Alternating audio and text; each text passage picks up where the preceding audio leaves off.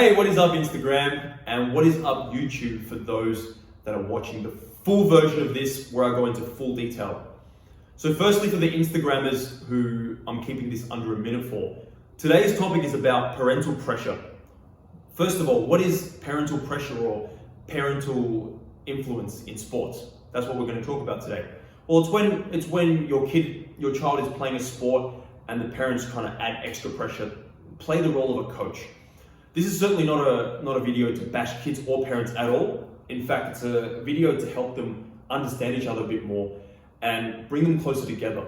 Because at the end of the day, they have the mutual goal of parent wants the child to succeed, and of course, which child doesn't want to succeed, right? So this is to bring them closer together, and I'm going to explain more of why things work as they do. Because the more a parent tries to play the role of the coach and tell the kid, come on, more, the more the kid will actually resent them and try to pull away, and success won't happen. So get onto my YouTube link. I've put it in the description and also in my bio. Click onto the one in the bio that will link you straight to my YouTube channel where I talk about this in full detail. All right, we'll continue for the guys that are watching on YouTube. Parental pressure and influence is in sports. Typically, I'm going to start with a story of myself where as an Australian table tennis player, I went to the route of being a successful player. And this wouldn't have happened had my parents tried to play the role of the coach. They didn't realize that they gave me this freedom. They did it just because they thought it was easier to not say anything when I lost matches and not. I was a feisty kid. So if they ever tried to tell me off for a loss, I would just get back into them and say, you don't understand anything about table tennis. And it magically happens. Well, it's not magic, but it happens to be that they always push me to study hard. You have to get good grades, you have to study hard or you don't have a future. You need to go to university, you need to finish it, and then you'll be successful. You'll be a high earner and things like that, right? Typical Asian parent, and I know a lot of other countries will raise their kids like that. They have all the right intentions, but looking at it now, growing up as a kid, I resented studying. And there are certainly some people that love to study. There's all hats off to them. I hated to study mathematics, anything that was school related, because my parents always pushed me to do more and more and more. And that's how we humans work. The more you chase someone, or the more you get someone to chase something, tell them to do it, the more they don't want to do it. But in a way, the more you let them go at it themselves, the more they find their own way to do it. So it was funny because they would say, whenever you got your study done, we'd let you play table tennis 4 or 5 days a week. And this was all, we weren't aware of it at the time consciously. When I say consciously, I mean things that you're thinking of and you're aware of. Subconsciously means the things that are there, but you're not aware of. Like when you drive a car, right? You're aware of how to step on the brake if you're a good driver or you're experienced in driving. And you know when to step on the accelerator, you know what to look out for. And at the start, it's very difficult. A lot of it is conscious until it becomes automatic where you don't have to think about it. So subconscious can also be in the other direction where there's a lot of negative things going on, but you're not aware. So we're going to talk about pressure later on in matches where a lot of it is subconscious. Anyhow, to stay with the topic, my mind automatically saw playing table tennis as a reward because my parents said, if you get your study done, you can play table tennis. So I saw table tennis as the reward. I saw it as a really fun thing. But get your study done, you have to. It just felt like such a chore that as soon as they didn't have that control over me anymore, I hated it. So to link it to you guys, if you're an athlete in any sport, definitely for individual sports like badminton, squash, table tennis, anything that's individual, this definitely is very relatable. And I'm not a team sport athlete. I was never a soccer player, basketball player, or anything like that. But in terms of individual athletes, it definitely, like let's say a soccer player himself or herself, this definitely can be the case. So if you're one of them, you're going to want to listen up if you have parents that get a little bit too invested. So here's the thing, right? With parents, we have a special bond to them. We're attached to them in a way that our brother is our brother, our sister is our sister, our mum is our mum, our dad is our dad, our boyfriend is our boyfriend, or our girlfriend is our girlfriend. We don't necessarily realize this, but we want them to play the roles that they have in our lives. We don't want our mother coming in and start cooking for us or start to be our school teacher. We want her to be our mother.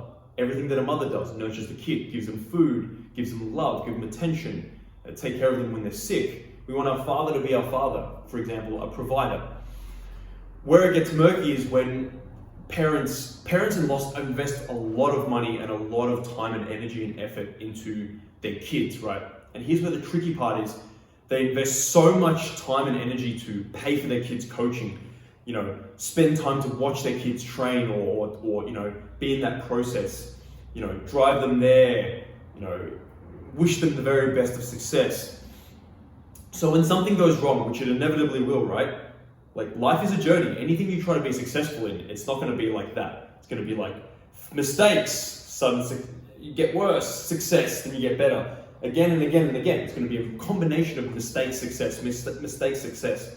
So when those mistakes happen, our parents, who most of the time have not been most of them are not elite athletes. That's just the reality. It's the fact of a lot of things. They have a look at this short clip. I'll put this short clip in so you guys understand why it is what it is. Right here. So you'll have seen from that clip that our parents do try to take on that role. Like, let's say if I was a parent, right? Of course, I'd already started to imagine having kids one day. And subconsciously, of course, I want them to be like me, someone who understands persistence, resilience, and has been through the journey of an athlete. But for the better good and being more aware, I need to be thinking, what does the child actually want?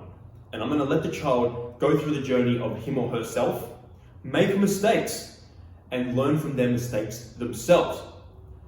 People are always going to learn better in the long run if you let them learn it properly themselves, instead of yapping and telling them information. But look, this is not to beat up parents. Parents do want the best for their child, pretty much in all cases. So as a child, understand and respect and love them for it, but just know that when a parent then gets involved in their sport and tries to become the role of a coach, that pretty much never works. And you'll see cases of it. Bernard Tomic and his father, Jelena Jokic and her father. In the end, it just drove the child to think that the sport was way too much, physically and mentally, it was way too taxing. So what is the solution then? Well, the solution, as you probably thought, is as hard as it is for a parent. And again, I don't understand what it's like being a parent, and I don't understand what it takes and what it feels like. But I know that there is an urge for the parents to say, just do this, I'm older than you, I'm experienced, I know what's best for you, just do this, just do that. Next time in that tennis match, do the second serve like this. But the thing is, the child again wants the father to be the father. They want the father to drop them off the training, pay for their training, support them, and then that's it. As harsh as that may sound, this is what it takes I'm very confident that this is what it takes for the child to grow and to be successful in the most natural way, without them having to develop all these fears of their father and mother and all that. By all means, if you're paying for a child's coaching and they're not taking it seriously, absolutely you should say to them, hey, I'm paying a lot of money for this coaching, and when you don't give 100% effort, this is you not appreciating the efforts that I'm putting in. Absolutely, that's when the role of the parent does come in. But when they lose a match and they're already sad for losing a match, that's when you have to step back. You have to step back and let the child go through the emotions. Even as a coach, sometimes I tend to make these mistakes where my students will lose, and I'm better off letting them cry on their own and have time to themselves and really think about it, go through the emotions of how bad it feels to have a loss. And bad feelings are often a good thing, because the bad feelings, when they manifest after losing a match, they'll use that fire to then improve themselves and want to win next time. You got to remember, as humans, we're very driven by avoiding pain and gaining pleasure. So even though it's kind of contradictory, because allowing yourself to go through pain is what will end up giving you pleasure. So in the case of a match, right, you have to lose matches and you have to go through the painful emotions of losing a match when you know you could have won. But that ultimately will get the human brain thinking, how can I improve so I can get the pleasure of winning next time? And this is why sport's so good for us, because any sort of competition, because you're looking at pain and pleasure in the eyes. Whereas today, society's trying to teach us the opposite. Use Uber Eats, get comfortable. We always want to be in that comfortable state. If you're not comfortable, talk to someone, which you should. But we have become a society where kids are breeding into kids and become adults that don't know that are too scared to face the possibility of pain and pleasure. So anyway, back into parental guidance. It feels different coming from our parents because we don't want them to play the role of our coach. We want them to play the role of our mum, dad, older brother. So me and my older brother, I couldn't have been where I am without my older brother.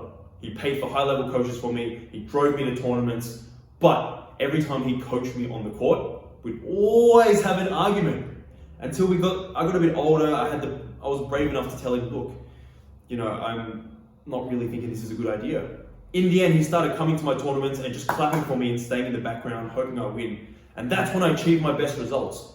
So there's definitely some sort of connection there where my parents also, if I lost a match, almost all the time, they would drive home and not say a thing. There'll be the occasional time where they can't control themselves and they would say, hey, why didn't you do that in the match? And I would get extremely mad because I don't want them to play that role. Kids don't know that though. Kids don't know that logically that parent should be parent, coach should be coach. So ask yourself, have you ever realized that let's say you're a tennis player or a badminton player, right? When your coach, who you respect as a coach, assuming you respect and love your coach and appreciate him or her, when they give you the advice of why you lost a match, what you need to do, you tend to just listen. But when a mum or dad or an older sibling tells you that, you tend not to listen, right? There's nothing wrong with that. That's the way it is, and nobody's bad for it. But that is the way it is. So as a parent, it sounds harsh, but you need to be bringing your kids to training, doing the things for them, doing the motherly and fatherly things for them, like nurturing them, giving them the opportunity to train, paying for them. But then when it comes to actual sport details, you need to step out of it. And that is so hard as a parent. I can understand that. But it's what you need to do if you want your child to have the maximum success and the best way of growing themselves as a human and as a sportsman or sportswoman in that journey. So that's the solution. Let's move on to the next topic. So this message, again, is applicable for any sort of athlete. And what are the harmful effects on the kids without realizing it? We've gone through that, we'll keep going through it. So yeah, if a kid keeps getting exposed to a parent or an older brother or older sister telling them off, it wears on you. It eventually drives you to think, as much as I love playing the sport, I'm hating it now because it's not worth copying it from my father, copying it from my mother. And it's sad because both parties mean well and both want to reach a destination, but that lack of communication and understanding is causing them to grow more distant from each other and for the child to hate the sport. So if you're in this situation as a kid or as an adolescent, as a teenager, or even if you have a child that you find is just not communicating with you, I'm very confident this is the reason why. This is one reason why. If you tend to scold your kids a lot, it has harmful effects. You need to understand that. So the situation with my study versus table tennis. And again, just to reiterate, you need to let your kids fail. Failing is a really good thing, quote unquote. You lose a match, don't try to tell them, don't be nervous, don't worry about it, don't be upset. No, if I tell you, if I starve you for 10 hours and say, don't be hungry, that is ridiculous, right? Of course you're gonna be hungry. So you've got to let them go through that. And let's say if a kid is starving, right? And you starve them for 5-6 hours, the kid is gonna say, hey, does anyone have food? I need to eat. Or mom and dad, can I buy some food and eat? You see, we let them go through that process, but with sport, we tend to try to guide them through it. You think about it logically for a while, why hire a coach if you're just gonna be that coach for the kid, which you're not suited to be in that role anyway. So even if I was to have kids, I'm not gonna be their coach because it's just an awkward dynamic having that father coach the kid, especially with my reputation as an Olympian. The kid would very much feel like, whoa, if I don't become an Olympian, this could be embarrassing. And then he's my father and it's just awkward and he's my coach, then we go home and he's my father. So that could be that's extremely detrimental. And again, I understand, I totally understand as a parent. I don't understand as a parent, but I can appreciate and understand that it's challenging to be so invested in them as a father and then not feel the need to say something for their benefit. But just remember, when you do that and you try to play the role of the coach, you're doing much more harm than good. So please please, you know, I've seen this in the tennis court. I play a lot of tennis for fun. I've seen this countless times in the table tennis court, and I'm sure this exists in every other sport too. Unless, pretty much seldomly, very seldomly, when you try to play the role of the coach as a family member, it's almost never working. And I've read Rafa Nadal's book. He has Uncle Tony coaching him, but there was a very special dynamic there where he didn't really treat him like an uncle either. But unless in very, very extreme circumstances, this doesn't work. So please guys, I really hope that this helps anybody. And if you're going through this struggle, please reach out to me on Instagram and leave a comment down in the description in my YouTube channel here. Reach out to me in any way possible, and I'm more than happy to offer my experience and help.